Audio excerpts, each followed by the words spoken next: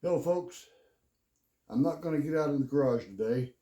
It's as you see by my Coca-Cola thermometer, it's uh, about 28 degrees, something like that. It's too darn cold to get out there and whack your hands on things. So figured I'd show you a little bit about a project that I'm working on for my daughter.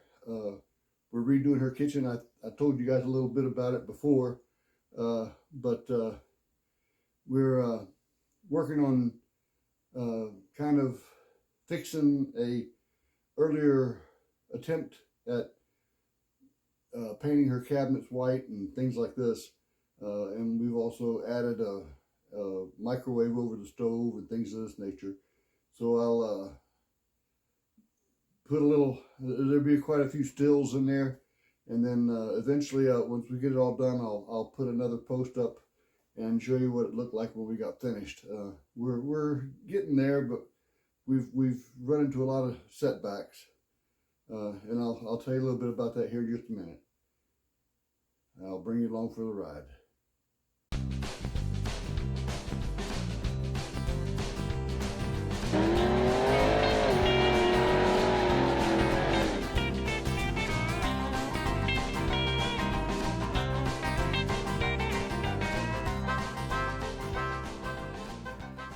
When we started this project for my daughter, it was a somebody else had tried to do some work for her. I won't mention any names. Starting on this kitchen project for my daughter, we're repainting the cabinets. Somebody else had painted them. They didn't do a very good job. Didn't clean anything before they painted it, so all the paint wouldn't dry. So we're going to take all that off and put new hinges on it to where they can actually open. The original doors were like this, and they had about that much of a gap in between them, and you couldn't open them all the way because they would also have the same gap over here, which meant that this door would collide with the door next to it. So we're going to fix all that with some different hinges.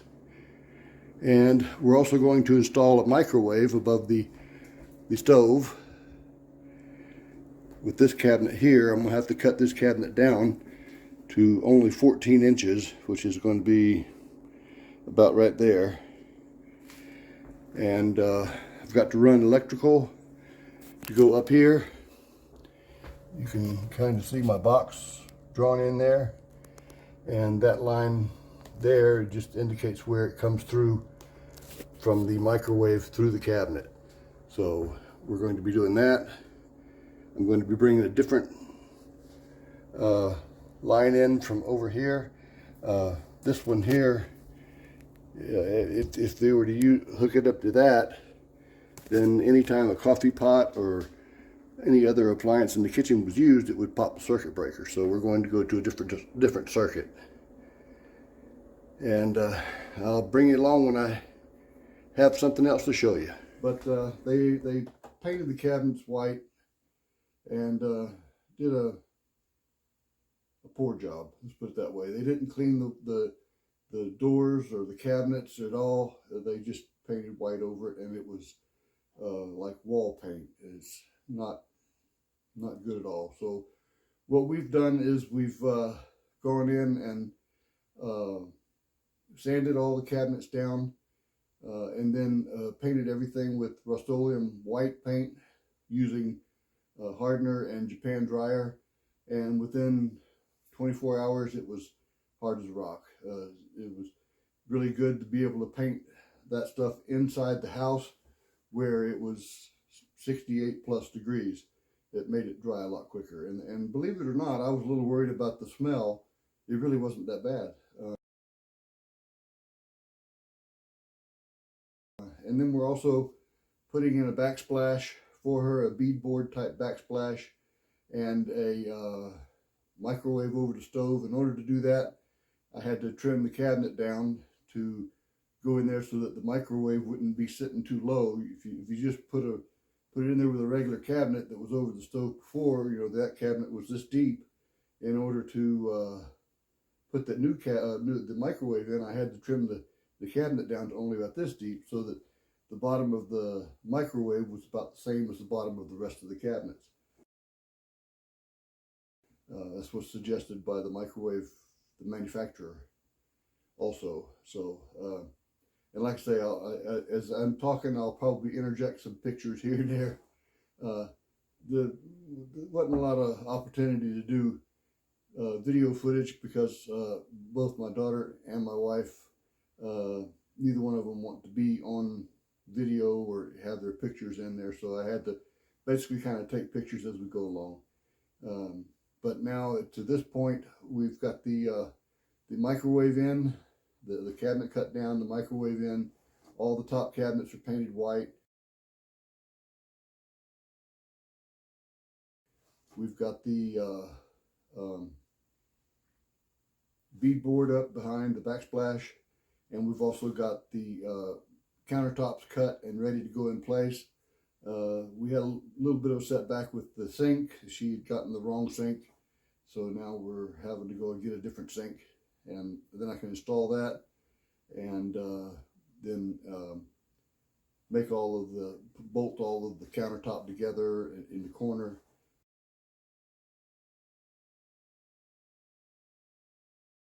And all this. So like I say, it's been an interesting experience. It's been a while since I've done anything quite like this. I have installed a couple of kitchen, where I have remodeled kitchens and done the cabinets and the backsplashes and the countertops, but it's been a little while.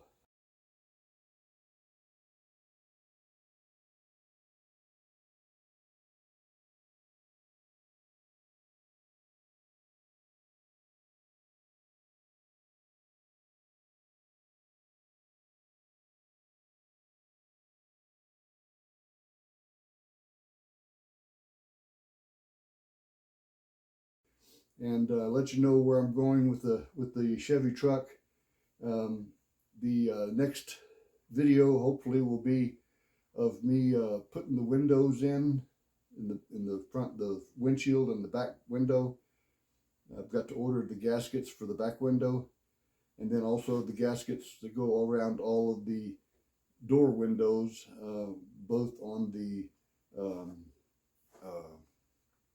door panels and on the door, and the ones that the glass goes up and down in. I've got to order all that stuff. It's gonna have to wait to another payday or so. But anyway, another thing I wanted to bring up and thank you guys for, I'm sitting at about 955 subscribers, and I can't tell you how happy that makes me. I mean, another 45 subscribers and I can actually monetize the channel, and hopefully that will, with enough views and things, that it'll actually pay me enough money to actually continue on with other projects, this project and others, to start, doing it a little faster.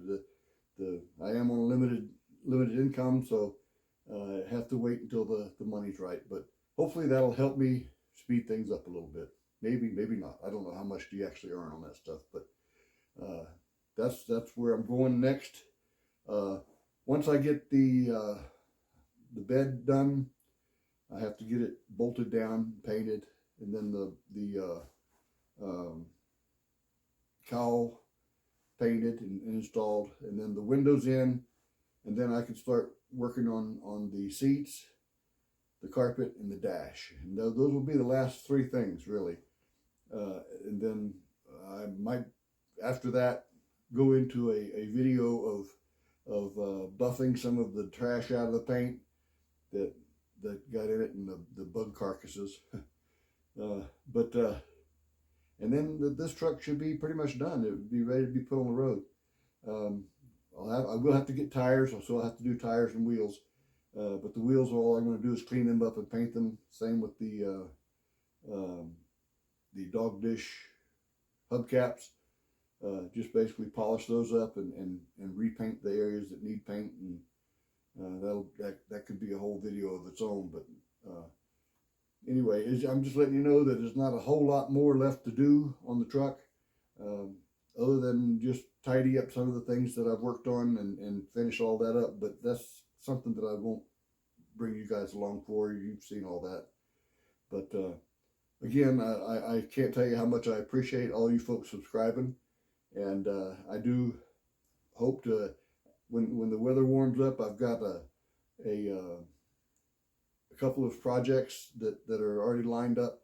My brother-in-law has a OBS, I think it's a GMC truck. I'm not sure. It's a long bed. It's either a Chevy or GMC OBS truck that he wants to get painted. So I'll paint that. We'll probably do that in Rust-Oleum paint as well. My neighbor across the street has two cars that he wants me to paint. One of them is I believe it's a 32 Tudor, Ford Tudor. He wants me to paint that. It's been painted. It has been painted recently. It hasn't been outside in the weather. It's been kept in the garage. But the people that painted it, I don't know if you guys remember or not, but I told you about those jitterbug sanders that make the little circles. Well, that's what they did. And so we want to clean that up and give it a fresh coat of Rust-Oleum black. And then he also has a 68, I believe it is, GTO convertible that he wants to get painted. I don't know if he needs to do the engine in it. I don't know if we're going to do the engine first or the paint first. I don't really know. But it does need the engine rebuilt, and it needs paint. The paint is all, it's the green paint from back then. And I'm sure that's the color probably we're going back with. So that'll be my first experience in a long time of using any acrylic enamel or anything like that. So, like I said, that'll be a project for next year, probably later in the summer. I'm hoping that the truck for my brother-in-law and the Ford is basically going to be scuff and shoots. I know that the pickup truck has a little bit of rust in the cab corners, and I think one rust spot on the hood. There shouldn't be a whole lot of stuff on there. He just wants it just cleaned up and make it look better. And same with that old Ford. I don't think the old Ford even has glass in it yet. But that's where we stand, and that's where we're going.